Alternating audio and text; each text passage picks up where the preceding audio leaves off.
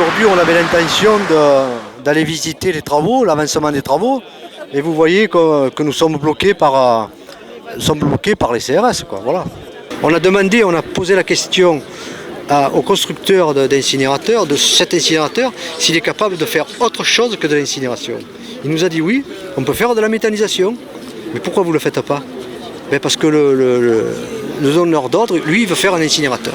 On dit comme ça que l'Europe a demandé la fermeture d'Entressin, c'est faux. Le dépôt d'Entressin continuera encore à fonctionner parce que tous les déchets de l'incinération, qui correspondent à 30%, ils seront entreposés dans une classe 1 et il se pourrait bien qu'Entressin serve de classe 1.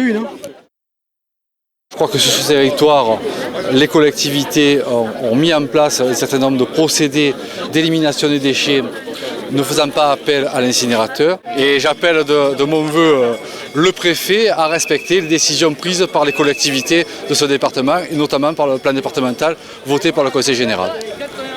L'incinérateur qui va être mis en fonction, on nous a toujours dit qu'il n'y avait pas d'habitants à moins de 10 km.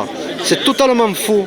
Quand on prend une simple carte et on fait avec le compas 10 km, nous avons Port-Saint-Louis-du-Rhône qui est complètement dedans, une partie de Fosse, une partie de Port-de-Bouc, et il y a 15 000 travailleurs qui travaillent sur la zone de Port-Saint-Louis-du-Rhône et de Fosse, où il y a un taux de cancer 40% de plus que la moyenne nationale. Et ça, on ne veut pas en tenir compte aussi. Il y a déjà des usines qui fonctionnent et qui nous polluent. Nous sommes surpollués. Il faut savoir que là, tout le site que vous voyez là, c'était qu'un marais où il y avait des millions et des millions de canards, des millions de flamants roses, etc. etc. Donc bon, mais ça suffit, quoi. Il faudrait peut-être se pencher sur le problème de la nappe phréatique, surtout dans l'accro, voir, mais bon, qui est sérieux pour faire des prélèvements comme ça. La nuit, par gros coup de vent, on se régale, on en profite bien. Puis bon, c'est dommage qu'il n'y ait aucune autorité qui mette le nez là-dedans. Les scientifiques pour voir ce qui dégaze à la sortie des cheminées, il faudrait peut-être penser à ça aussi. Il faut savoir qu'on a déjà un incinérateur qui brûle n'importe quoi. Bon, on va nous en poser un deuxième. Il y a un risque très grave pour la santé des populations, qu'on l'a vu dans l'Isère.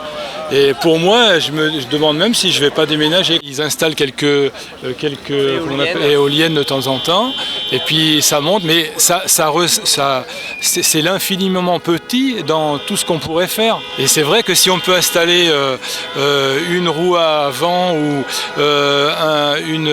des chauffages à solaire ou des capteurs solaires pour faire de l'électricité, et qu'on devient autonome, c'est vrai que ça va pas plaire.